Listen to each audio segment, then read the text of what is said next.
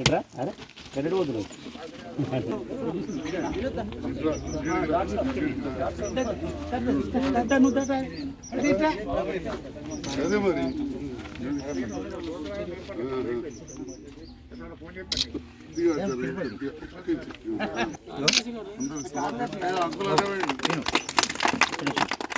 Sir ఒకసారి చూడు తీ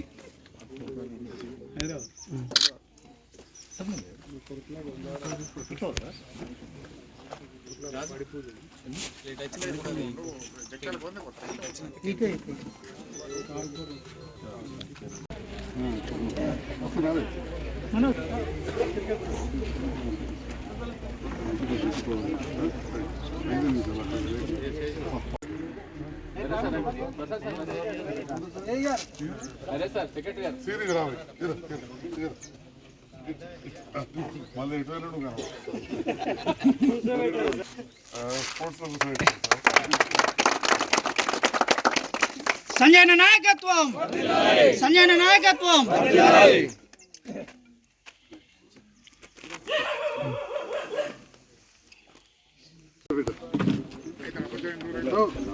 సెక్రటరీ గారు రండి.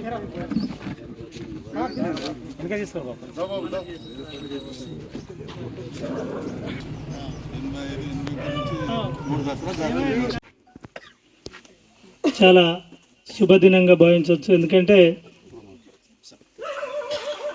ఇంత మారుమూల గ్రామంలో మరి వైద్యపరంగా మండల హెడ్ క్వార్టర్ కావచ్చు, జిల్లా హెడ్ క్వార్టర్ కావచ్చు, చాలా దూరము, అటవీ గ్రామము, హరిజనులు గిరిజనులు ఉన్నటువంటి గ్రామం కాబట్టి వైద్యపరంగా మరి నిజంగా కూడా ఈ పల్లె దవాఖానతో పాటు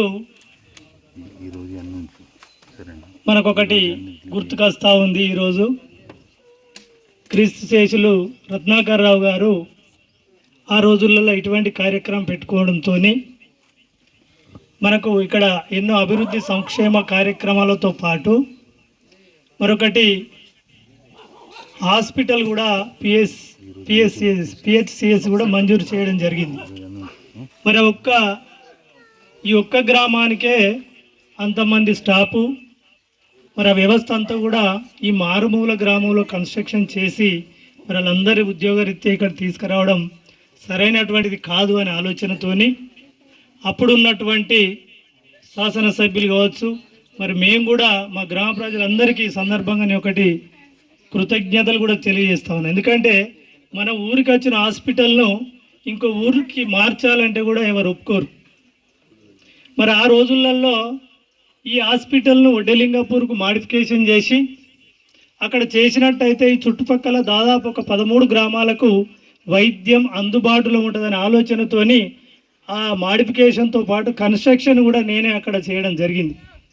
మరి ఆ రోజు నుంచి ఈ రోజు వరకు కూడా ఇక్కడ ఈ పల్లె దవాఖాన ఇవ్వాలనే ఆలోచనతోని మరి గౌరవ ఈనాటి శాసనసభ్యులు డాక్టర్ సంజయ్ కుమార్ గారు ఆ ఇనాగ్రేషన్ రోజే తప్పకుండా నేను బోర్నపల్లికి తప్పకుండా పల్లె దవాఖాన మంజూరు చేయాలనే ఆలోచన వారు చేయడం, ఈరోజు మరి ఈ పల్లె దవాఖానకు విచ్చేసినటువంటి గౌరవనీయులు పెద్దలు మనందరి అభిమాన నాయకులు డాక్టర్ సంజయ్ కుమార్ గారికి ఈ హృదయపూర్వక నమస్కారాలు తెలియజేస్తా ఉన్నా.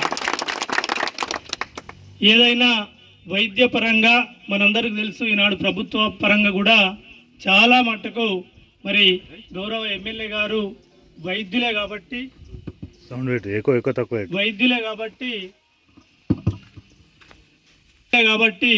మరి వైద్యపరంగా విద్యాపరంగా ఈ కాన్స్టిట్యున్సీలో చాలా మట్టుకు కూడా హాస్పిటల్స్ మరి సిఎంఆర్ఎఫ్ చెక్కులు అయితే విపరీతంగా తీసుకొస్తా ఉన్నారు. వైద్యానికి కొంత ఇబ్బంది అవుతుంది, మనందరికీ తెలిసినటువంటి విషయమే. మరి దాన్ని దృష్టిలో పెట్టుకొని ఈనాడు గౌరవ శాసనసభ్యులు గారు మనకు హాస్పిటల్ మంజూరు చేయడం జరిగింది. హాస్పిటల్ అంటే ఏదో 5-10 లక్షలతోని కాదు, 20 లక్షలతోని ఇక్కడ మంజూరు చేయడం, ఇక్కడ స్టాఫ్ నర్స్ ఉండడం, వైద్య సిబ్బంది ఉండడం, ఫస్ట్ ఎయిడ్ మొత్తం ఇక్కడే పూర్తిగా చేసి ఒకవేళ ఇక్కడ నుండి కాని ఎడల వాళ్ళు రెఫర్ చేసేటువంటి హాస్పిటల్ మనకి ఇక్కడ అవుతుంది. నిజంగా సార్ ఇక్కడ లోయగూడెం ఉంది, సరే మీకు రాజకీయంగా మీరు ఎట్లాంటి సంబంధం లేనప్పుడే మీరు లోయగూడెం విజిట్ చేసిర్రు, అక్కడ పరిస్థితి ఏందో తెలుసు, వైద్యానికి ఎంత దూరంగా ఉంటారో మీకు తెలుసు. అట్లాంటి వాళ్ళకు మాత్రం మంచి యూజేబుల్ సార్. ఎంతో రకరకాల కష్టాలు పడే అటువంటి పరిస్థితులు ఉండి ఇప్పుడు అట్లాంటిది ఏం లేదు, సస్యశ్యామలంగా ఉంది. కాకపోతే ఒక బ్రిడ్జ్ అనేది కొంత వెరీ వెరీ ఇంపార్టెంట్ అవుతుంది సార్. తమరు దృష్టిలో పెట్టుకొని మాకు ఆ బ్రిడ్జి మంజూరు చేయించినట్టయితే ప్రత్యేకంగా ధన్యవాదాలు చెప్తాం సార్. ఈనాటి ఈ కార్యక్రమానికి వచ్చి ఇంత మంచి వాతావరణంలో మీరు మంచి ఓపికగా కూర్చుండి గ్రామ ప్రజల ఉన్నందుకు ప్రత్యేక ధన్యవాదాలు సార్. ఏరియాలో నాకు కూడా ఇక్కడ ఉన్నటువంటి సమస్యల గురించి అవగాహన ఉంది, లేదని కాదు. ఏదైనా మేము శాంతియుతంగా ప్రతి సమస్య విషయంగా మేము సామరస్యంతో మరి నివేదన చేయడం మాకు అలవాటు. ఏ విషయంలో కూడా డిస్టర్బ్ చేసే అలవాటు మనకు లేదు. కాబట్టి మాకున్నటువంటి ప్రతి అవసరాలు కూడా మీరు దృష్టిలో ఉంచుకొని తీర్చాలని ఆశిస్తూ, ముఖ్యంగా ఈరోజు ఈ కార్యక్రమం నిర్వహిస్తున్నటువంటి గ్రామ మరి మాజీ సర్పంచులు, యువకులు మరియు హెల్త్ సిబ్బంది ప్రతి ఒక్కరికి మరొకసారి మా తరపున, మా 2 గ్రామాల తరపున హృదయపూర్వక నమస్కారం తెలియజేస్తూ ముగిస్తున్నాను. ఏంటో కాంట్రాక్టర్ వస్తే ఏందో ఇదంతా అని అడిగిన నా పెద్ద నాయకుడు వచ్చారు. ఏంటంటే ₹1,00,00,000 తెచ్చినాం, బ్రిడ్జ్ అవుతుంది, ₹1,00,00,000 ఎట్లయితాడు, ఇక అయితే మీరేం మాట్లాడుకున్నారు అన్నాడు. అప్పుడు నేను రాజకీయం లేదు, ఉంటే మా మాట్లాడుతుంది సపరేట్గా. అట్లా ఎందుకో కానీ మరి అది అట్లే ఆగిపోయింది. నా మనసులో అదే ఉండింది. పడ్డాలు ఓడిపోయినా. రాయకల్లో పెద్ద మీటింగ్ జరిగింది. గౌరవ మాజీ ముఖ్యమంత్రి కల్వకుంట్ల చంద్రశేఖరరావు గారు, మాజీ గవర్నర్ అప్పటి హోంశాఖ సహాయ మంత్రి విద్యాసాగరరావు గారు, వారితో పాటుగా గిరిజన శాఖ మంత్రి, గిరిజన ప్రాంతం కాబట్టి జూయలవరం గారు కేంద్రం, ఇప్పుడు కూడా వారే తీసుకొని వచ్చారు. సభ జరిగింది, మన వాళ్ళు కూడా కొందరు ఉన్నారు. అక్కడ నాకు మాట్లాడే అవకాశం రాలేదు, ఓడిపోయినాం. ఒక కాగితం ఇచ్చిన, రిప్రజెంటేషన్ కవితమ్మ గారు కూడా ఉండి కాగితం ఇచ్చినాం. తర్వాత పదే జ్ఞాపకం చేసినాం. ఢిల్లీ పోయినప్పుడు కవితమ్మ గారి ఒకసారి పోయిద్దాం పని చెప్పి కూడా పోయి కలిసి వచ్చినాం. ఎందుకో అనుకున్నది ఇక్కడ పెద్ద అమౌంట్ కాబట్టి మన రాష్ట్ర స్థాయిలో అంత పెద్ద, అప్పటికే 100 కోట్లు మనం ఈ బ్రిడ్జికి పెట్టుకున్నాం. 100 కోట్లు పెట్టుకున్న ఊరికే మళ్ళీ 17 కోట్లు ఇవ్వడం వరకు అన్ని లెక్కలు తీస్తారు.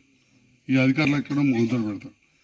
మరి కేంద్రం నుంచి మనకు పెద్ద నిధులు రాలేదు కదా దానికి అని చెప్పి కలవడం ఇంకా కాలేదు.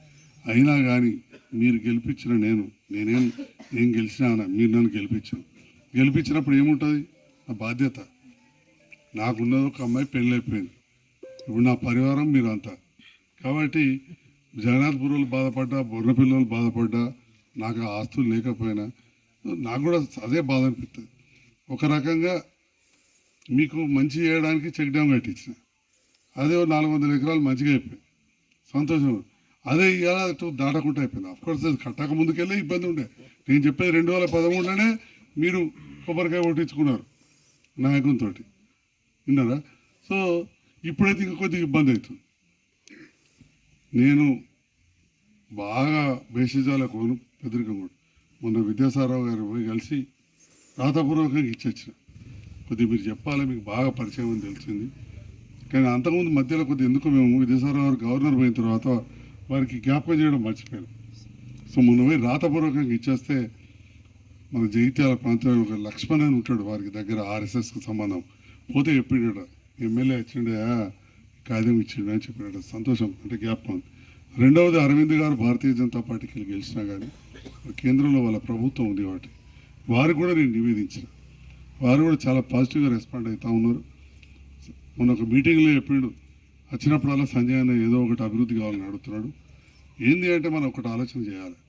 అభివృద్ధి అనేది ఎడికెళ్ళి ఒక మెడికల్ కాలేజ్ ఏర్పాటు చేయాలని అప్పుడు ముఖ్యమంత్రిని కోరి ఏర్పాటు చేయించుకోవడం. క్రిటికల్ కేర్ యూనిట్ అంటే ఇప్పుడు మీరు చూస్తారు, కొత్త దవాఖాన ముందట ఎర్రటి బంగ్లా అవుతుంది, అవి అంతటా లేవు. జిల్లా కేంద్రాలలో, పాత జిల్లా కేంద్రాల్లో కూడా లేవు. అది కేంద్ర రాష్ట్ర ప్రభుత్వాలతోటి 14 కోట్లతో అవుతుంది. యాక్సిడెంట్ కేసులో చాలా ప్రాణాలు రక్షించబడతాయి.